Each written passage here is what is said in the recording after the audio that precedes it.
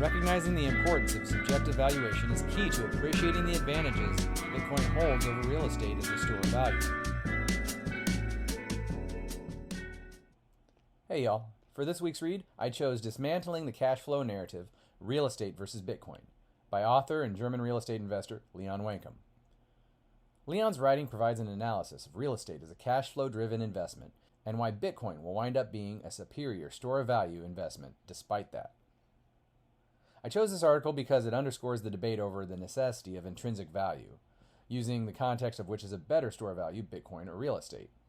Stick around after the read to hear my 2 cents.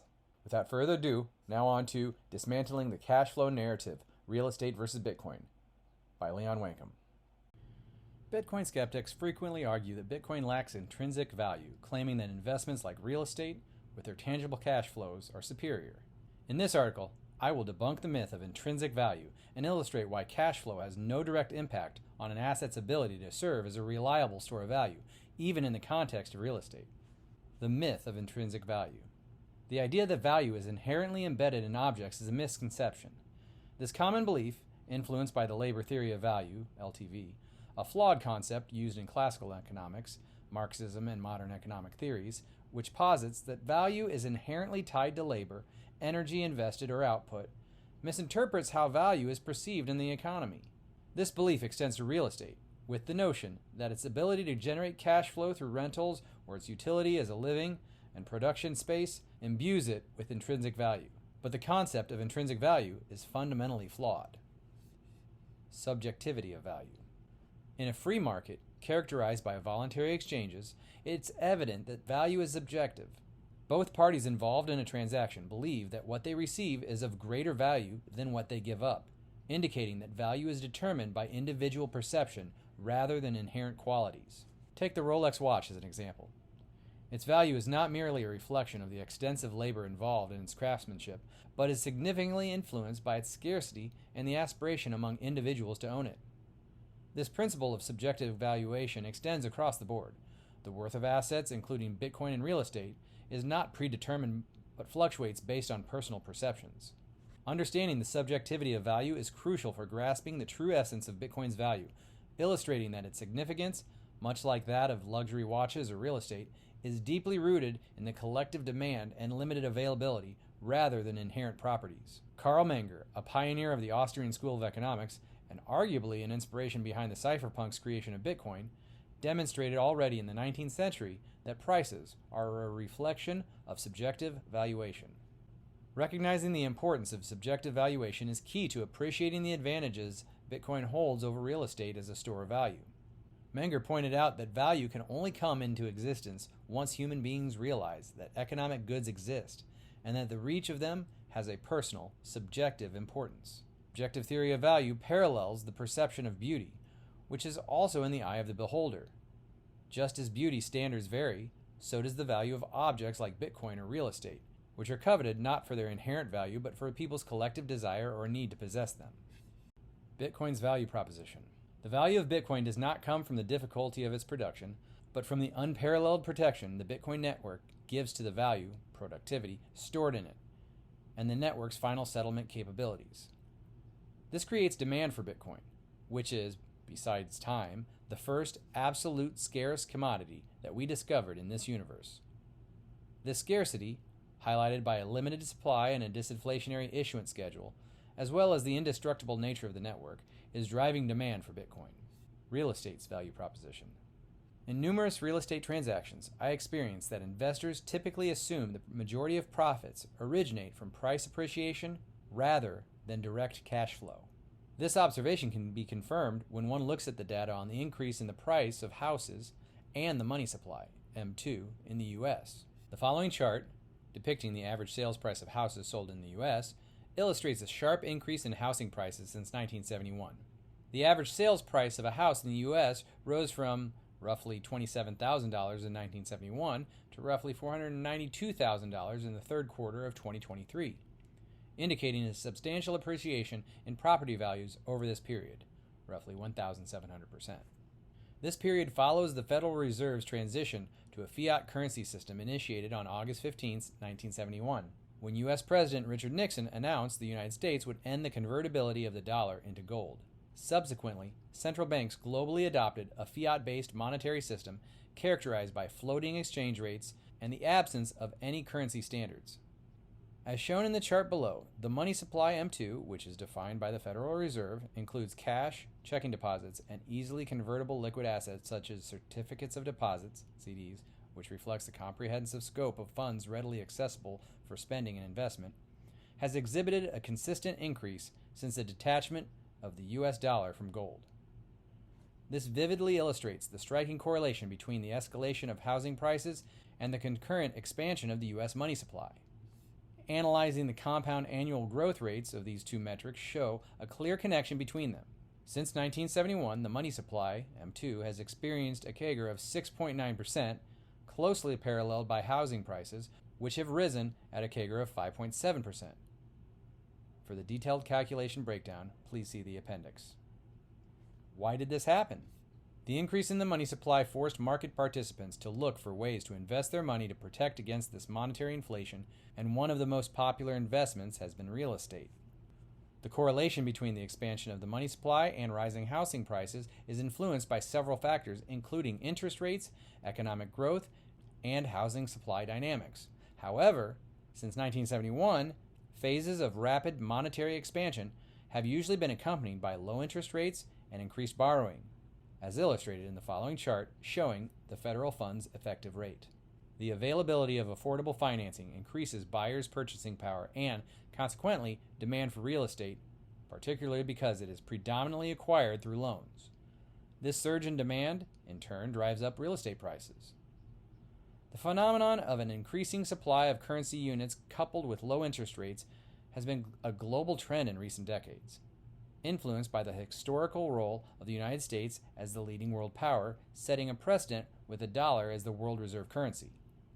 Although there are exceptions to how real estate markets have responded in the long term, such as Japan, where an aging population combined with decades of low interest rate policy have led to malinvestment, an oversupply of housing, and declining prices.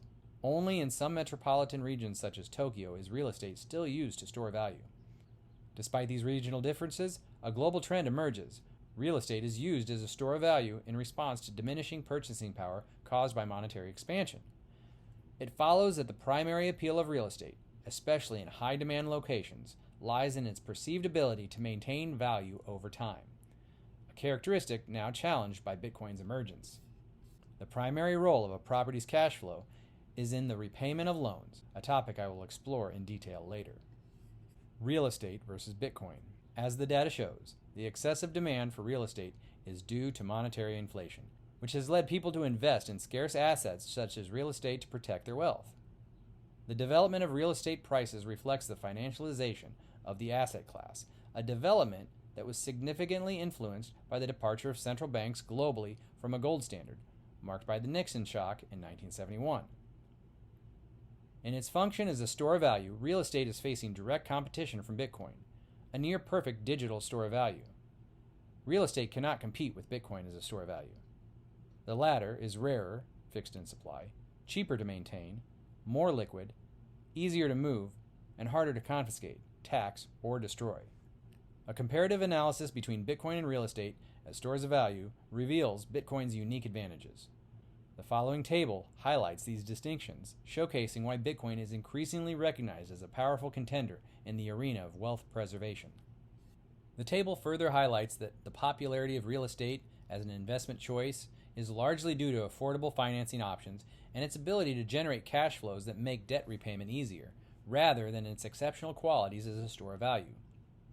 Given the real estate acquisitions are largely financed through credit, this appears to have been a major factor in widespread purchasing since 1971, along with scarcity. From this perspective, cash flow neither gives real estate any intrinsic value, which does not exist, nor does it act as a phenomenal store of value. This observation can be proven statistically. Bitcoin analyst Rafa Zaguri, aka Alpha Zeta, has found that the composite 20 Case-Shiller Home Price Index, which tracks home prices in 20 metropolitan areas across the U.S., rose just 2.3% in value when prices are adjusted for inflation. This does not account for the deduction of taxes transaction costs, and maintenance fees. Zaguri discovered that only in some metropolitan areas, such as the South Florida metropolitan area and greater Los Angeles, real estate prices have significantly outpaced inflation, exhibiting growth rates that surpass inflation by approximately 3.6%. In contrast, regions like Greater Cleveland and metropolitan Detroit experienced negative inflation-adjusted real returns. Bitcoin versus fiat. It cannot be denied that real estate as an asset class offers certain advantages in the existing fiat system, since it has become increasingly important for the global financial system. After all, it is the world's #1 store of value. Roughly 67% of global wealth is stored in real estate, and collateral accepted by banks when granting loans.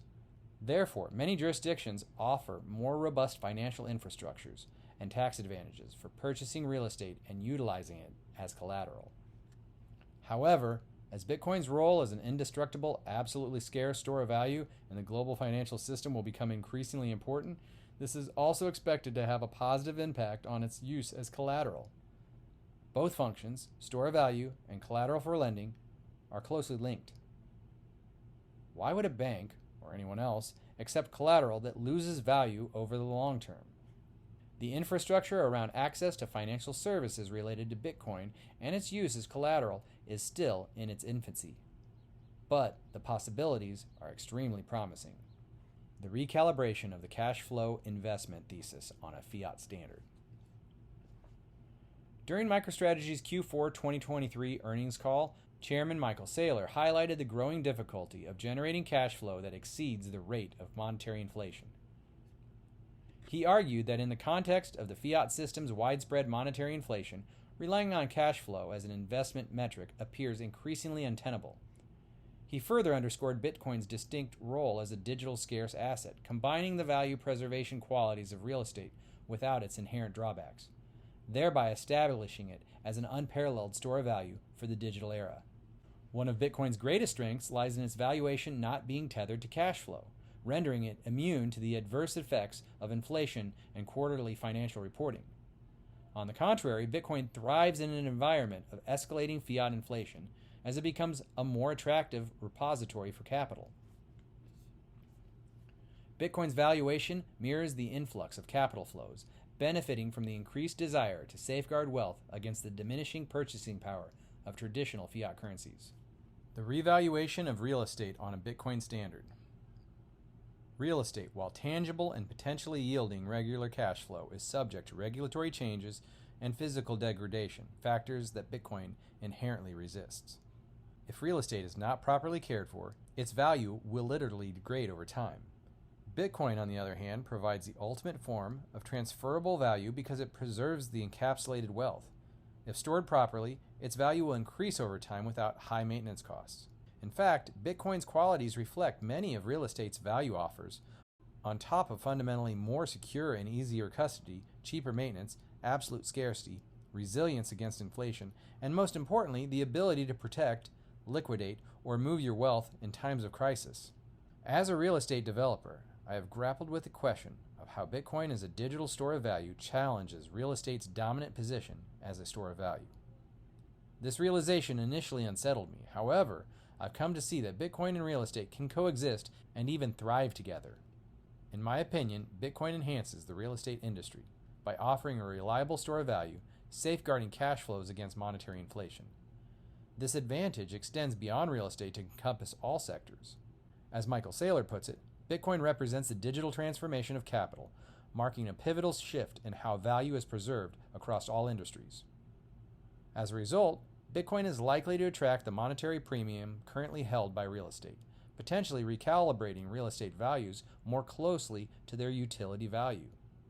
Yet the realm of real estate development and the business of real estate will continue to hold appeal. People will always require spaces to live and work in. From this perspective, real estate is not just an asset, but a service, one that provides housing and production spaces in exchange for rental income. The cash flow generated from this service represents the return on investment, similar to what the renowned Austrian economist Ludwig von Mises called originary interest, which is the difference between the cost of production and the expected revenue from the sale of the finished product. But it is obvious that real estate cannot compete with Bitcoin in its capacity to store value. However, even if the value proposition of real estate as a store of value has changed due to the discovery of Bitcoin, the development of real estate will continue to be economically feasible going forward, if the digital paradigm shift that Bitcoin brings to the financial world is properly maneuvered. Conclusion. In conclusion, the narrative of cash flow and intrinsic value in investment strategies is being reevaluated in the face of Bitcoin's emergence. This digital asset, free from the constraints of traditional monetary systems, offers a glimpse into the future of finance, where value is preserved not in bricks, but in bits. As we navigate this paradigm shift, the lessons learned from the comparison between real estate and Bitcoin will undoubtedly shape our approach to investment, wealth preservation, and the very fabric of the global financial system. While real estate brings the opportunity to borrow money for the foreseeable future, its importance as a store of value should decline over time, while Bitcoin, with its fixed supply and decentralized nature, is poised to become an increasingly preferred method for preserving wealth, offering unparalleled security and global accessibility without the constraints of traditional financial systems. Hey y'all, if you're enjoying this content, make sure to like and subscribe. Consider sharing it with your family and friends. And as always, leave a comment below. I'd love to hear what you have to think. Now on to my 2 cents. Is intrinsic value legit? Prominent figures like Benjamin Graham and Warren Buffett operationalize intrinsic value as the cornerstone of investment strategies. They argue that the market price of a stock often diverges from its intrinsic value, which can be discerned through fundamental analysis. This intrinsic value reflects the underlying true worth of a company based on its assets, earnings, dividends, and economic prospects, independent of market fluctuations. Economists such as Adam Smith and David Ricardo root intrinsic value in the labor and resources required to produce goods. This perspective underlines that goods possess an inherent value derived from the inputs and efforts involved in their creation. In philosophy, intrinsic value is essential in ethics and aesthetics, where it delineates qualities that are valuable in themselves, irrespective of external factors. Immanuel Kant and others argue that certain things, like human dignity and beauty, possess intrinsic value, making them fundamentally worthy or good. Collectively, these perspectives illustrate the historical relevance and utility of intrinsic value. That being said, Leon and many others make the case that intrinsic value is not a realistic way to measure value. Intrinsic value is a flawed concept because it presupposes that an object or an asset holds a specific worth independent of any external factors, such as market conditions or personal perceptions. While historically relevant, Benjamin Graham and Warren Buffett's view of intrinsic value is simplistic and ignores the dynamic nature of markets, where prices are influenced by a complex interplay of supply, demand, investor sentiment, and economic indicators. Similarly, economists' focus on labor and resources as determinants of a commodity's intrinsic value fails to account for variations in consumer preferences and technological changes that can drastically alter perceived value. Even philosophers and everyday judgments by the public about the inherent goodness or quality of things are subjective interpretations that can't be quantified or universally agreed upon. Ultimately, the belief in intrinsic value is outdated and impractical in today's fast-paced and interconnected global economy, where value is clearly a subjective measure defined by collective human perceptions and market dynamics. Intrinsic value is an incorrect measure because value is subjective and depends on the individual's perspective. Bitcoin, for example, does not possess intrinsic value in the sense that it has no utility beyond its role as a currency. The value of Bitcoin lies in its ability to serve as a decentralized and censorship-resistant form of money.